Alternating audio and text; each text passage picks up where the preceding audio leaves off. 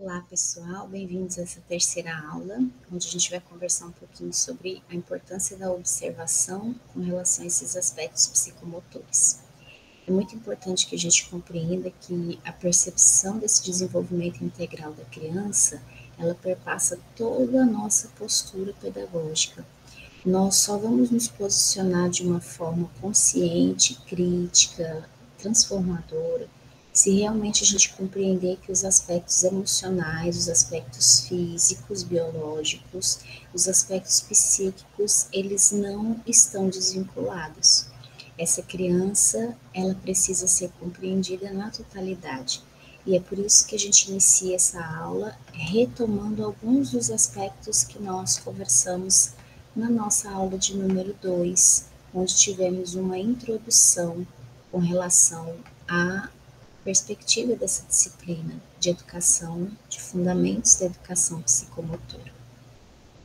Relembrando então o que nós já conversamos na aula passada, nós entendemos que estas infâncias, elas estão descritas no plural porque cada criança tem a sua história, o seu momento social, as suas percepções com relação ao mundo. Nós não podemos compreender que todas as crianças de um mesmo grupo etário vão ter as mesmas percepções, as mesmas leituras de mundo. Então, cada momento vivido por essa criança é uma interpretação única e muito individual. Toda a complexidade desse sujeito, deste ser humano, embora com idades tão pequenas, ela se faz presente também dentro dessas perspectivas de infâncias. Nós temos crianças ribeirinhas, crianças quilombolas, crianças que estão nos campos, crianças que vivem na cidade, crianças que fazem parte de grupos de assentamentos.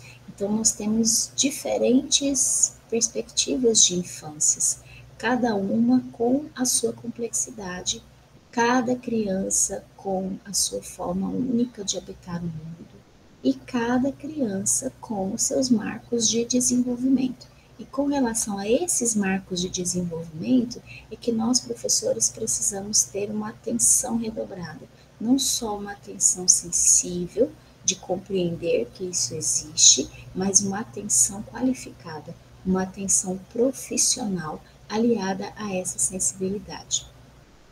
Nós temos, então, como foi dito, diferentes contextos, né, desse desenvolvimento, diferentes espaços, tempos que são vividos de forma diferente, crianças que estão em condições econômicas também muito múltiplas, muito diversas, as questões étnico-raciais que são vivenciadas nesses cotidianos também são diferentes e isso precisa ser percebido, o acesso à tecnologia ou não, né? E a gente não está entrando nesse mérito de ser positivo ou negativo, porque a gente já percebeu que é a curadoria do adulto que vai tornar a tecnologia atrativa e significativa para essa criança. Então, cada criança, cada sujeito que está dentro desse grupo etário, denominado de infâncias, né? E no plural justamente devido a essa multiplicidade, cada criança vai ter a sua forma muito particular de representação deste mundo em que ela vive.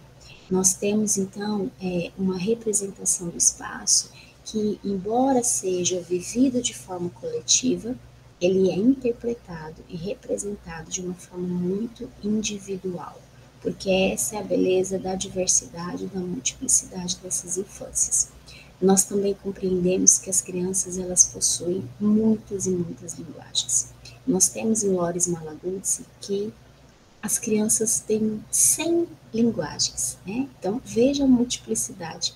É uma criança que não se expressa somente de forma verbal, somente de forma gestual, mas ela se expressa por meio da arte, por meio dessas diferentes linguagens, ela se expressa nas interações com as demais crianças, seja do seu grupo etário, com crianças de idades diferentes, ela se expressa de forma musical, ela se expressa com suas produções artísticas plásticas, né, com desenho, com grafismo, com as pinturas. Ela também se expressa narrando esse mundo que ela vive. Então, essas linguagens, elas são múltiplas e elas são inúmeras. E é por isso que a gente precisa ter essa atenção redobrada com relação à observação deste desenvolvimento psicomotor.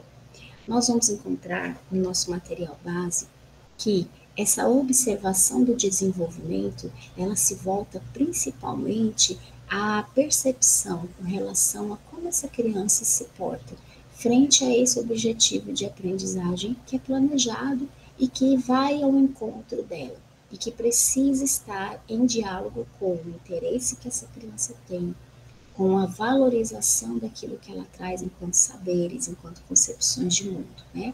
E isso tudo faz parte de o professor compreender que essa expressão dos seus sentimentos, das suas frustrações, dos seus desejos, verbalizando ou não, porque o nosso corpo fala, né? Nós conversamos sobre isso na aula passada. Então a gente precisa compreender que essa observação, ela passa por um olhar muito analítico daquelas expressões que a criança nos traz, as formas como a criança encontra de nos dizer aquilo que ela precisa, aquilo que ela almeja, aquilo que ela tem enquanto expectativa também. Então, o corpo, ele é todo este espaço de linguagem, né? Onde esse ser humano vai formando a sua personalidade. Nós precisamos compreender que o movimento é a base de aprendizagem das infâncias também.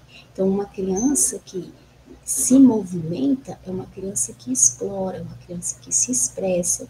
Os direitos de aprendizagem, eles estão garantidos também nessa livre expressão e neste movimento, porque a criança precisa experimentar, ela precisa expressar as suas vivências, ela precisa interpretar e modificar a sua realidade, porque a criança é produtora de cultura. Nós temos lá no material base uma conceituação importante que é preciso que a gente compreenda. Por quê? Se eu digo que este corpo tem um processo físico, um processo químico, ele tem uma perspectiva fisiológica de desenvolvimento, eu estou me referindo a todas as questões biológicas de maturação, que Piaget traz de uma forma muito consistente quando coloca que as estruturas internas dessa criança se desenvolvem também, né? E à medida que essas estruturas elas amadurecem, elas passam por um processo de maturação física, as crianças adquirem conhecimentos e aprendizagens diferentes. Para Vygotsky, que a gente já viu muito sobre isso, inclusive nas disciplinas passadas, este processo de maturação, ele não está condicionado, ou seja, ele não é um condicionante para a aprendizagem. Mas Vygotsky não nega a importância do processo de maturação. Ele apenas muda o foco dessa aprendizagem para as questões das interações entre os pares mais competentes, entre aquele que sabe mais, aquele que sabe algo diferente. A interação para ele é que vai ser a mola propulsora dessa aprendizagem. Então, nós vamos ver essas diferentes perspectivas, compreendendo então que a maturação ela está relacionada ao desenvolvimento físico, ao desenvolvimento que se dá em âmbito psicológico, em âmbito fisiológico. E o desenvolvimento é como se fosse o cartão de visita dessa maturação. São aqueles marcos que nós vamos percebendo no dia a dia, junto a essas crianças. Nós vamos percebendo que ela se comporta de forma diferente, que ela vai adquirindo habilidades mais complexas, que ela vai estabelecendo relações diferenciadas. E aí a gente vai percebendo esse desenvolvimento infantil, né?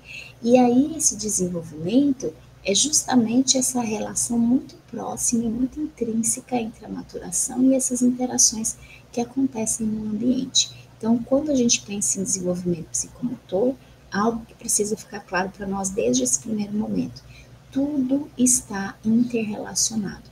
Essas emoções, desenvolvimento psíquico, desenvolvimento fisiológico, ou seja, biológico deste corpo. Nada pode ser pensado em separado. Nós vamos encontrar, assim como Piaget traz algumas descrições para as diferentes etapas do desenvolvimento infantil, em Vallon nós também vamos encontrar nomenclaturas que se referem a essas etapas de desenvolvimento. como, por exemplo, a criança ao nascer, que tem uma impulsividade motora, que os atos e os movimentos são frutos desses reflexos, ele traz um automatismo, embora nós saibamos que toda essa função psíquica ela está em atividade, ela está em desenvolvimento desde o ventre da mãe, né? Dos 6 aos 12 meses, primeiro ano de vida, as emoções elas começam a aparecer no tono muscular e na função postural, ou seja, a criança começa a ter sensações de prazer e desprazer e começa a expressar isso por meio dos seus gestos, por meio das suas frustrações também, das suas emoções. Mas no primeiro ano de vida, nós começamos a compreender esse forte vínculo entre as emoções da criança e a emoção, principalmente dos adultos que estão com essa criança. Vamos só continuar aqui. Continuar na chamada. Ok. Para Valon, então, a criança passa por essa etapa onde as emoções elas estão diretamente relacionadas a esse tônus muscular, ou seja, é uma criança que, quando ela começa a se movimentar, ela já compreende a reação que ela causa também no adulto, de encantamento. Ela sente prazer em começar a desenvolver os seus movimentos e ser apreciada também, né? Então, esse desenvolvimento muscular, ele está intimamente relacionado às sensações de prazer dessa criança. Depois de 1 ano até os 2 anos, Valon traz que ele tem uma perspectiva sensório-motora. Ele vai integrando cada vez mais essas sensações e a parte motora também. E aí ele vai coordenando essas percepções, ele vai coordenando o andar com a linguagem, os gestos e os seus movimentos com essas emoções que já eram latentes. Então, a criança vai compreendendo que ela se movimenta e ocupa esses espaços com intencionalidade. Também, a partir de 1 ano, esse vocabulário precisa ser ampliado e nós vamos perceber, né, que até os 2 anos essa criança já precisa ter um vocabulário ampliado, ela precisa já estar conectando com intencionalidade essas expressões verbais. Quando ela chega dos 3 aos 4 anos, ela começa não só segundo Valon, a compreender essas relações dos seus movimentos motores com as emoções, mas ela começa a inferir maior intencionalidade direcionada a algum objeto. Então, ela começa a compreender que o que ela deseja, ela pode alcançar. Por isso, nós compreendemos que as crianças, a partir dos 3 anos, elas muitas vezes rejeitam, né, o comando do adulto, elas gritam e falam não. O que é isso? É a criança se compreendendo como sujeito, é a criança compreendendo que, a partir da linguagem, ela estabelece interações e relações diferentes. Então, quando uma criança, por exemplo, aos 3 ou 4 anos, ela grita e se impõe com relação à sua vontade, ela está exercendo a sua percepção de sujeito autônomo. É claro que o adulto precisa mediar essa situação, refletir essa situação com a criança, trabalhar os limites do convívio social, mas é importante e muito bonito quando a gente percebe que as crianças elas estão passando por essas etapas e compreendendo que elas são um sujeito que sente, um sujeito que se frustra, um sujeito que tem direito aos seus sentimentos, né? E também para Valon, ela passa pela etapa personalística, lá pelos 5, 6 anos, onde ela começa a construir de forma mais consistente, consciente, a sua própria identidade. Então, ela se volta a essa construção da identidade a partir dos desejos que ela expressa também. Por que isso é muito, muito importante? Porque nós, quando professores que planejam atividades de aprendizagem, nós precisamos compreender que o prazer e o desejo perpassa e atravessa todas as intencionalidades motoras dessa criança. Então, a ludicidade é um fio condutor muito importante para que a gente compreenda o que propor, qual é o ponto de partida, o interesse das crianças. O ponto de partida é essa observação com relação àquilo que traz engajamento, aquilo que traz consciência de participação, aquilo que estimula, né, a autonomia. O processo fisiológico que perpassa todas essas etapas chama-se mielinização. A mielinização é justamente esses momentos biológicos onde nós percebemos que este cérebro vai se preparando e vai construindo e consolidando essas conexões. Nós temos um cérebro muito potente, muito competente, que guarda muitas informações. E para a criança isso acontece de uma forma muito intensa, muito qualitativa. Então o cérebro precisa, a grosso modo, fazer uma faxina, né? Para que ele deixe realmente aquelas questões, aquelas aquisições que têm significado e aquelas habilidades que vão ser ponte para outras habilidades. Então, essa faxina, né, que a gente chama das podas neurais, ela vai acontecendo ao longo dessa primeira infância de uma forma muito qualitativa e muito acelerada. Na vida adulta, por exemplo, a gente já não consegue compreender, em termos biológicos, de forma tão progressiva essas podas, né? Mas na infância isso acontece de uma maneira muito frutífera. E então esse processo de mielinização, que é essa curadoria do cérebro com relação a essas aquisições motoras e essas aquisições neuromotoras, ela vai propiciar uma maior consciência corporal. Nesse período, então, de 3, 4 anos até os 8 anos, é que vai acontecer essa mielinização, esta camada que envolve esses nervos do corpo, elas vão passar por este processo de amadurecimento. E aí a gente começa a compreender que esses fundamentos psicomotores, eles vão sendo construídos e consolidados, como, por exemplo, a consciência corporal, ou seja, eu me olho no espelho e eu compreendo tanto as partes do meu corpo como visíveis, como eu compreendo e construo uma imagem sobre mim mesmo, né? Então eu vou começando a definir o domínio dessa lateralidade, se eu vou escrever ou grafar com a mão direita ou com a mão esquerda. E isso não é um processo simples, porque isso envolve todas as habilidades desses dois hemisférios do cérebro que não existem de forma individual, pelo contrário, é complementar. Mas a gente sabe que o hemisfério direito ele está mais voltado a essas questões artísticas, as questões de criatividade, de forma que o lado direito controla o hemisfério esquerdo e o lado esquerdo do meu corpo controla o hemisfério direito do meu corpo. Então vejam o quanto isso está conectado, né? O meu hemisfério esquerdo vai se voltar mais às questões racionais, às questões lógicas, às questões operacionais, às questões de planejamento. Então, eu preciso trabalhar este corpo na totalidade para que esses dois hemisférios que são complementares, eles estejam potencializados, eles estejam em desenvolvimento, né? Essa observação, então, em sala de aula, ela nos traz que tudo é dinâmico. Este corpo precisa se movimentar para que ele possa aprender. Então, se ele precisa se movimentar, eu tenho que compreender que tudo está interconectado.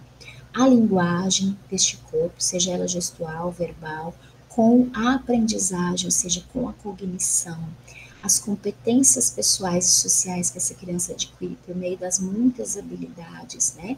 A competência é quando eu mobilizo essas muitas habilidades para que eu possa resolver uma situação, problema. A motricidade, seja ela fina, nesses pequenos movimentos, como por exemplo de pegar no lápis e escrever, ou seja ela uma motricidade, uma coordenação ampla, grossa, né? Como correr, saltar, pular. Então, são habilidades que vão ser apreendidas por meio da mediação desse adulto. Alguns déficits, algumas carências precisam ser observadas, né? Tanto de ordem intelectual como, por exemplo, uma criança que aos 2 anos tem, inexiste, não fala palavras, ou o vocabulário muito restrito, né? Ou tem dificuldades em expressar os próprios sentimentos. Aquela criança, por exemplo, que se machuca e não demonstra dor, ou não demonstra choro, ou que é alheia aos estímulos emocionais, com uma música, ou com um filme, ou com uma história contada, né? Que use inadequadamente de alguns símbolos por não perceber a relação entre signo e significado. Então, por exemplo, é uma criança que a bola, né, é o signo, mas o significado dessa bola é a criança que atribui. Então, ela vai pegar essa bola para jogar, ou ela vai pegar a bola para segurar para si, ou ela vai pegar a bola e imaginar e fantasiar alguma outra coisa. Mas são crianças que, às vezes, com esse déficit de desenvolvimento, não estabelecem nenhum tipo de relação com os objetos que estão à sua volta, né? Então, elas também enfrentam dificuldades na representação mental desses objetos. Isso é muito importante, porque a gente percebe que quanto mais cedo os sinais que podem apontar para transtornos, por exemplo, do espectro autista, forem sinalizados pela escola, porque a escola não atribui nenhum tipo de diagnóstico, o professor não faz nenhum tipo de diagnóstico junto a essa criança, mas quanto mais cedo estes sinais forem observados e percebidos, e a família, com o apoio da escola, das instituições, né, públicas, a família tiver acesso a uma estimulação precoce, mais essa criança vai ter condições de um desenvolvimento diferenciado, porque essas podas neurais elas estão acontecendo. Então, quanto mais eu demoro para identificar situações que precisam ser trabalhadas, mais essa criança perde, em termos biológicos, condições de desenvolvimento, né? As carências e os déficits de ordem social, que são essas relações, as crianças não se relacionam bem, mas eu estou motivando condições coletivas para que essas crianças se relacionem. Então, veja, ao passo que eu observo uma dificuldade, eu tenho que fazer uma intervenção nessa dificuldade.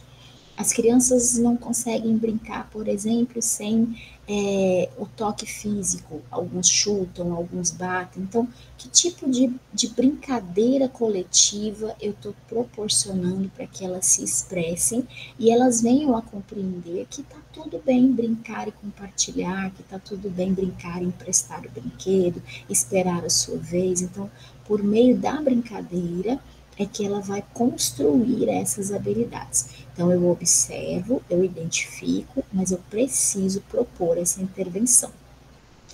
E as deficiências existem, mas muitas dificuldades não são transtornos ou deficiências, elas são déficits, elas são carências de ordem também psicomotora, né? Como, por exemplo, essa falta da habilidade em manusear os objetos, ou segurar, ou movimento de pinça, de apreensão, a dificuldade com certos movimentos, por exemplo, andar em linha reta, ou ficar equilibrado em um pé só. São habilidades que, por meio da brincadeira, elas vão ser trabalhadas e com essa intervenção elas virão a ser adquiridas, né? E a má orientação espacial, como a gente conversou na aula passada, que são aquelas crianças, por exemplo, que estão passando e batem demais em objetos, em cadeiras, no que está pela frente ou até na própria parede, porque não conseguem compreender e estabelecer essa relação do seu corpo com aquilo que está à sua volta. Então, essa consciência e essa noção de espaço, ela também é construída, tá? Todos esses comportamentos na escola, eles revelam que esse corpo está em contato e interação direta com todos os objetos e com todas as outras pessoas e os outros seres que fazem parte desses cotidianos também. Então, integra este corpo com as outras interações do ambiente, das outras pessoas, e esse sujeito que está em desenvolvimento, ele precisa encontrar um ambiente propício para que ele manifeste as suas emoções, as suas fantasias, para que ele manifeste as suas frustrações, porque tudo isso são elementos que vão compor essas aprendizagens, que vão favorecer os aspectos cognitivos dessa criança. Nosso papel, então, ele é fundamental, porque nós precisamos propor de forma brincante, de forma lúdica, que essas crianças se relacionem, para que as relações elas sejam ampliadas, para que ela compreenda a importância da brincadeira e sinta prazer em brincar. A brincadeira, então, ela vai ser a via principal de aprendizagem dessas crianças na primeira e na segunda infância. Tanto que nós temos leis que garantem a brincadeira como um direito, né? E a criança sendo o sujeito de direitos, todos esses direitos precisam ser assegurados e garantidos pelo adulto, né? Então, nós, adultos, professores, precisamos compreender que o ambiente precisa favorecer essas interações, essas brincadeiras para o desenvolvimento físico, para o desenvolvimento emocional, para o desenvolvimento afetivo, psíquico dessa criança também. Nós vimos que todos esses fundamentos psicomotores, eles precisam ser trabalhados para que lá no processo de alfabetização, que se dá lá no ciclo de alfabetização, primeiro e segundo ano do ensino fundamental, ele venha a acontecer de uma forma prazerosa, de uma forma progressiva, de uma forma significativa. Porque esses fundamentos psicomotores, se não trabalhados e se não fizermos as devidas intervenções na educação infantil, as crianças chegarão lá no ciclo de alfabetização com muitas carências e com muitos déficits. E aí muitas vezes são taxadas, né, como crianças que têm transtornos, crianças que têm deficiências, e são realmente crianças que precisam ser trabalhadas de uma maneira diferenciada nos aspectos psicomotores, tá? Então, a gente chama psicomotricidade relacional por quê? Porque esse desenvolvimento psicomotor ele não se dá de forma isolada. Embora de forma única, de forma singular, ele não se dá de forma isolada. Ele vai se dar em meio às interações, em meio às relações que se estabelecem no ambiente escolar. Por isso a importância de nós sempre trabalharmos na coletividade e nunca de forma individual enquanto isolamento, né? Embora o desenvolvimento seja, como eu disse, de forma singular. Nessa aula, nós vamos propor que vocês, a partir da leitura do texto base, vocês se direcionem ao texto complementar e lá vocês vão perceber uma pesquisa que foi feita com 10 professoras. E essas 10 professoras contribuíram com esse artigo que está sendo proposto para leitura complementar de vocês, contribuíram elencando uma série de, um conjunto, né, uma série de propostas e situações de aprendizagem que elas mais trabalham, tendo em vista esse desenvolvimento psicomotor. Então, qual que é a proposta do nosso fórum avaliativo? Que vocês, lá na tabela que traz no texto complementar, no artigo complementar, vocês identifiquem, professora 1, quais são as atividades que a professora 1 destacou como mais importantes para o desenvolvimento psicomotor? Foi a música, foi o teatro, foi a dança, foram linguagens artísticas?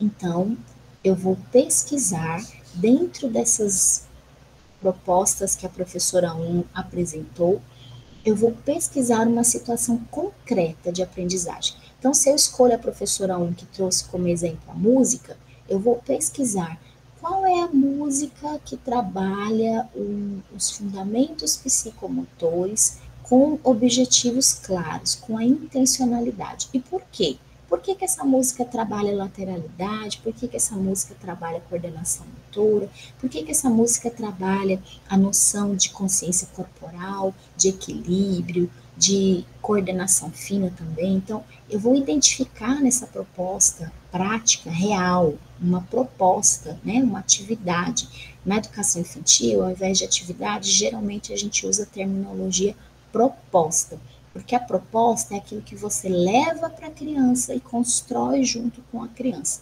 e não uma atividade que a criança vai receber e executar de forma passiva. Mas a finalidade é essa, é propor à criança algo concreto para o seu desenvolvimento. Então, digamos que eu fui lá na tabela, que está na página 102, o texto complementar, e vi que a professora 2 fez uma outra proposição. Ao invés de falar das linguagens artísticas, ela falou dos circuitos psicomotores, das propostas que envolvem movimentos mais físicos, movimentos de pular, de saltar, de correr, de se equilibrar. Então, ela fez uma proposta de movimentos. Então, dentro da proposta da professora 2, que eu escolhi, eu vou pesquisar qual é uma atividade, ou seja, uma proposta possível, real, dentro daquele conjunto de habilidades que a professora 2 destacou. E assim tem a professora 3, a professora 4, até a 10ª professora. Então, a gente vai ter ali uma pesquisa muito legal que vai nos dizer um conjunto de propostas que cada professora mais utiliza e percebe como de maior significado para esse desenvolvimento psicomotor, certo? Então, eu espero que vocês estejam se dedicando a essas leituras.